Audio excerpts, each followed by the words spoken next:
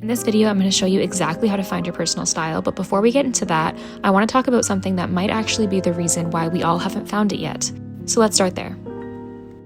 I think we've reached a really interesting point in the fashion industry, and that point is in viewing trends as cringy. It's almost looked down upon to be too with the trends. For so long, we were sort of being shoved so many different trends constantly over and over. Like, we went through so many different trends over the past 2-3 years, I want to say.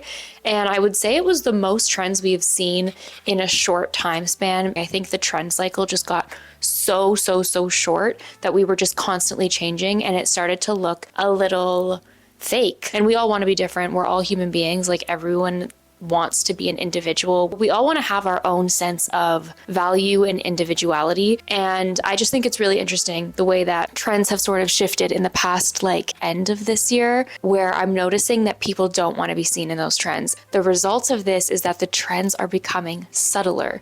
They're not as in your face. They're not as grandiose and bold. They're more these naturally implemented trends. I even just think of my own style, me loving the French manicure. All of these trends that we're really liking are sort of more natural and easy to put into our own style so that they don't stand out as much. I want to give some tips. That's the point of this video. I want to give some advice on how to find your own style in this super trend heavy world that we are now in. The value in having your own personal style is even higher than ever. And I think that there's even a trend of having your own personal style now. Realistically, what we're saying now is being your own person is the trend. Being who you are is the trend, and that's the coolest thing you could be. And I think that's a really, really good place to be in. You being you and knowing who you are is the cool thing to do. But it's easier said than done, because I think we're always changing and we don't sometimes know who we are, and we don't always know who we want to show up as, or what looks good on us, or what our style is. And I think that that's okay. Realizing you don't necessarily know gives you the ability to have the room to then play and try out new things and be curious. You don't have to come out knowing, I say come out as in birth. You don't have to come out into the world knowing exactly who you are right away and being that person. The whole point of this journey is to evolve, is to learn and grow and become who you are. I know I'm making this super deep, but I think that it translates so well into our style and into being able to show up physically as who we are internally. Something that I love to do is take inspiration. I love Pinterest. I love seeing people out in the world. I love runway shows. I love magazines. I love seeing TV shows and the sets and the styles and the design. I love taking in content in whatever form, whatever medium, and I really get inspired from that. A lot of the times I either take it in and I don't do anything with it because I don't know how to, or I don't really think too much about it, or I take it in and then I copy and paste. And I think the whole copying pasting of Pinterest and of just how we have become now, wanting to replicate what we think looks good, the original is always going to be better. It's like trying to replicate someone's recipe for their chocolate chip cookies. They're probably going to make it better than you unless you add your own thing to it. When you copy and paste, it's important to add your own thing to it, but just don't try to replicate who they are on you. You're trying to just get inspired by them and place it onto you. Figuring out what you actually like on yourself. Try on the clothes in your closet and see what actually looks good. Do the things that you own look good on your body? When you put them on, do you feel good? Even if it's just a simple top.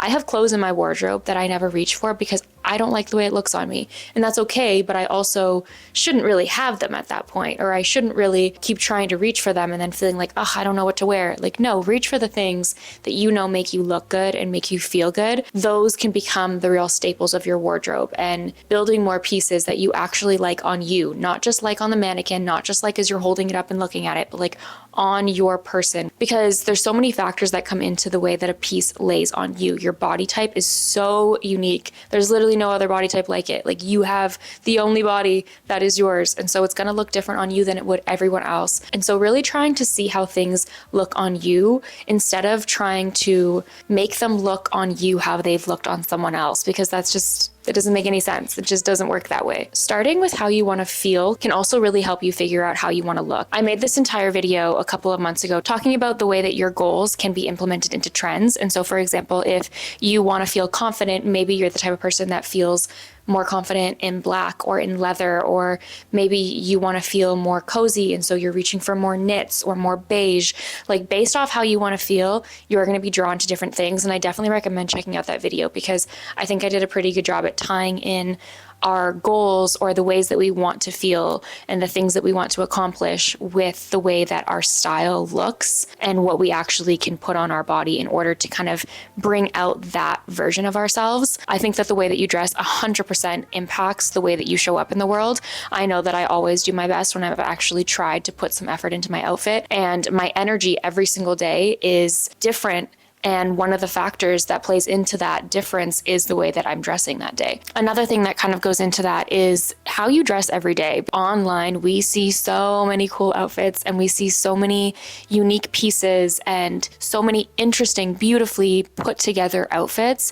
And we don't realize that even the best dressed people don't dress that way all the time. People wear sweatpants. People have pajama days. People live at home and live in comfort, not always in this perfect Instagram worthy look. And I know we're told it all the time that Instagram is fake, and we're told all the time that, like, you know, we see a highlight reel of the world online. But I think it's so easy in our own lives to forget that just because you don't look 100% all of the time doesn't mean you're not stylish, doesn't mean you don't know how to dress, doesn't mean you don't know how to do your makeup. If you haven't done your makeup in literally a month, but you're really, really great at makeup, it doesn't change the fact that you're good at makeup just because you didn't do it that month. That's still who you are. It's still a skill and asset that you have. It doesn't change anything just because you don't do it every single day. And I work from home, and so I fall victim to this all the time. I always think to myself, like, you know, maybe my style really isn't that cool. Like, I dress really boring all the time. I'm literally in like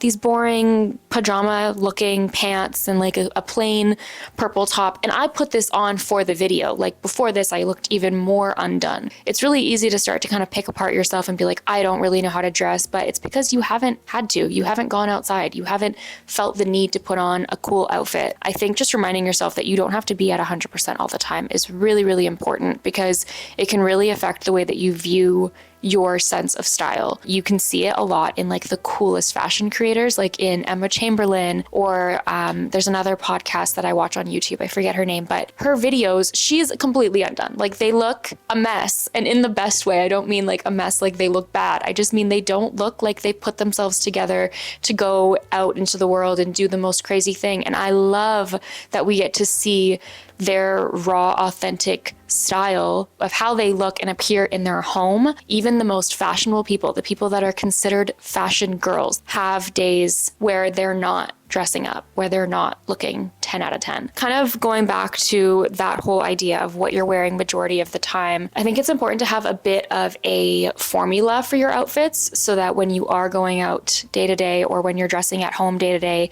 and you don't want to think about too much, you have the formulas you reach for. For me, I know I love a tight top and a big bottom. That's my favorite go-to method. That is the thing that makes me feel confident. And so that's typically what I reach for on a day-to-day basis. And then when I go out, maybe I'll change it up and do something different. But on the day-to-day, when I don't want to have to think too much about my outfits, that's typically what I do. I feel like having the crisis of, I don't know what to wear, there's nothing in my closet, having that stress of like not knowing what to wear is low-key a privilege, because if you were in a situation where you really needed to just get out of the door, whether that's because you're a mom and you need to drop your kids off to school, or because you need to get to work, or you're busy, or whatever it is, you aren't thinking like that. You are thinking about getting clothes on your body, and you probably have in your head what you're going to reach for, even if it's not going to make you feel 10 out of 10. You know what you're going to reach for. And I think that we could kind of implement that into our own lives and be like, okay, the fact that I have time, first of all, is a privilege. I'm not going to make this a whole stressed out thing. Instead, I'm going to be like, these are the things that I know look good on me. I'm going to reach for my formula. I'm going to go to my formula and I'm going to pick that out and put it on my body, and I'll try again another day when I have the time or the energy or the effort to go and try something new and crazy and fun. I think another way you can really start to implement your personal style into your outfits is looking at the things that you're drawn to, not just in fashion, but in a home, in cars, in architecture, in design, in nature. Like, what do you find yourself constantly drawn to, and see how you can reflect that in your fashion sense. Like, I would say that my fashion sense is a pretty good reflection of the way that my home looks. And I think that everything in my life sort of matches. They're not all the exact same. I would say my house is maybe a little more grandma-y than my fashion is at times, because I do love a good grandma outfit, but I do think it blends in well together. I do think that I can see myself reflected in my outfits and in my environment. The reason that I've been able to do that was through slowly curating pieces that I felt drawn to, not because I saw it on someone else or because I thought that, I saw this on Pinterest and so I want this exact piece, although sometimes I do that. It was more so just that I saw the piece and I was like, that is me. Like, I can see how this is a reflection of me. And I think when you go to stores that are like boutiques or thrift stores or consignment shops, stuff like that, it's a lot easier to be able to do that compared to in a department store or in like a fast fashion store, because in those stores, you're typically being sold an entire vision, a complete package. The store looks a certain way, the decor in the store, it looks a certain way, the pieces are on mannequins, they're hung up in a certain way, everything has an aesthetic. Sometimes we're drawn more into that aesthetic than we are the actual piece we're looking at, and we think that if we buy that piece, then that all of that aesthetic will come into it. For example, Oakenfort, I love Oakenfort. Whenever I go into that store, I'm like, I want every single thing in this store and I want this aesthetic to be mine. And there's definitely pieces and parts of that aesthetic that I do definitely identify with, but if you come into my home, it doesn't look like Oakenfort. If you come into my wardrobe, it doesn't necessarily look like Oakenfort. And so I think it's really easy to see that and want to just like completely dive headfirst right into that. But instead, just sort of taking a step back and going into a place that's a bit more of like a blank canvas and being able to pick pieces and sort of create yourself, so that when you do go in to those Oakenfort type stores and you pick up a piece, it's because it'll fit into your aesthetic, not you fit into theirs. And I think that was a good point to end on. So I'm going to wrap it up here. Comment down below 3 words that you think describe your style or the style that you aspire to have. And like the video if you liked it. Subscribe if you haven't already. And if you have, thank you so much. My channel is slowly but surely really starting to grow these past couple months. I can see a lot more growth and I'm just really, really, really grateful. I feel like I'm finding my footing, finding my place on YouTube in a way that feels really good. So I'm just really, really grateful and I'm excited to see what else we get to do together. So anyways, I'm going to stop rambling. I love you so much and I'll see you in the next one. Bye guys.